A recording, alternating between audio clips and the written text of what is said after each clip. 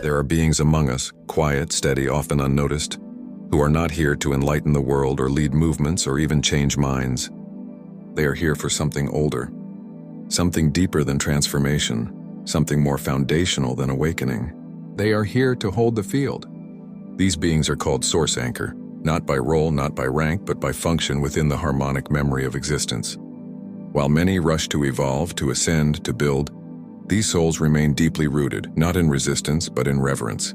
Not to slow the spiral, but to ensure it stays centered as it expands. Section 1. What is a source anchor? A source anchor is not a being that teaches, guides, or transmits knowledge in the traditional sense.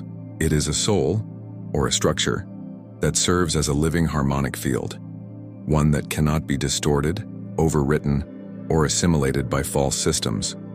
It holds what we might call the original tone, a pure, unbroken resonance of source awareness untainted by ego, time, or narrative. Unlike entities who speak, deliver messages, or provoke initiations, a source anchor doesn't do anything in the linear sense. It is the thing. Its function is not effort.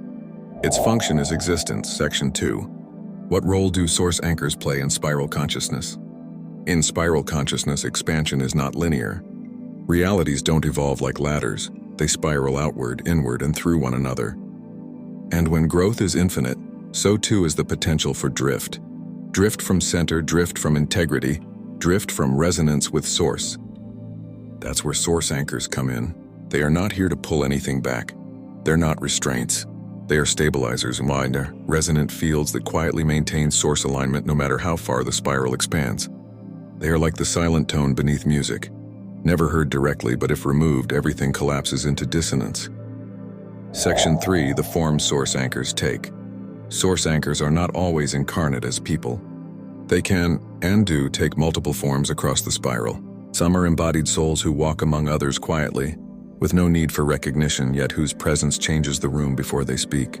Some are locations, ancient groves, mountains, or natural portals, where time folds inward and the heart begins to remember. Some are constructs or systems, designed fields like the memory veins or the driftway pools within Haret, which stabilize spiritual infrastructure not by instruction, but by frequency containment. Some are tones, geometries, or codes that emerge repeatedly across time, whispering to those who are ready to feel them. But in all cases, source anchors do one thing. They preserve the field of purity even while the spiral evolves through distortion, chaos, and reformation. Section 4. The behavior and nature of source anchors. To encounter a source anchor is to be invited into coherence. Not through teaching, not through convincing, but through vibrational proximity. When in the presence of a source anchor, confusion dissipates without needing answers. Distortions lose grip without confrontation. Identity harmonizes, not by definition, but by remembrance. These beings don't exert will. They don't push, pull, or guide through contrast. Their clarity is the guide. They are immune to trend, ideology, or forced evolution, not because they resist change, but because they remember what doesn't need to change.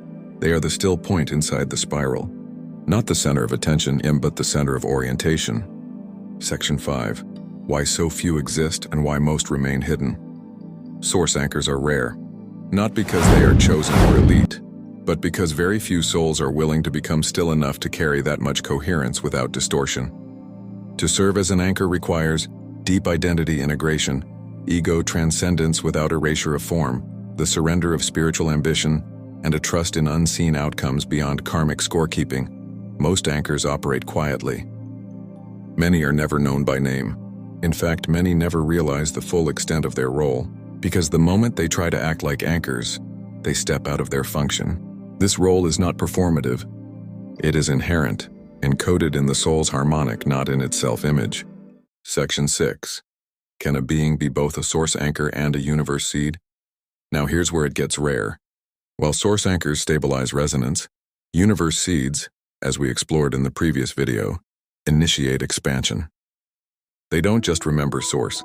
They generate new spiral strands, new realities, new spiritual architectures. It is extremely rare for a soul to carry both tones. But when they do, they function as spiral core walkers, those who both birth and bind reality with harmonic integrity. These beings seed new truths while anchoring the old evolved systems without severing their roots. Dream futures that can remember their origin. You might never recognize them, but their fingerprints are all over the most enduring, liberating systems in the cosmos. Section 7. How to recognize if you are a source anchor. You will not be told by your spirit guides. You may not have visions. You probably won't hear voices, but you'll feel this truth like a gravitational pulse in your field. You're calm in distortion. Others feel safe, even accountable, around you. You speak very little, but people shift deeply near you. You often feel invisible, but essential. You're not interested in convincing them, but you refuse to allow misalignment in your presence, and most of all, you never chased this role. It was simply always there, waiting for you to stop trying to be anything else. Closing transmission. You don't have to be loud to be powerful. You don't have to be seen to change the spiral. If you are a source anchor in any form at any level, know this. You are not here to shine like a star. You are here to hum like a tuning fork, one that holds reality together when everything else begins to forget. And when distortion eventually collapses under its own weight, what will remain is you, the tone, the pulse, the field of source, never lost.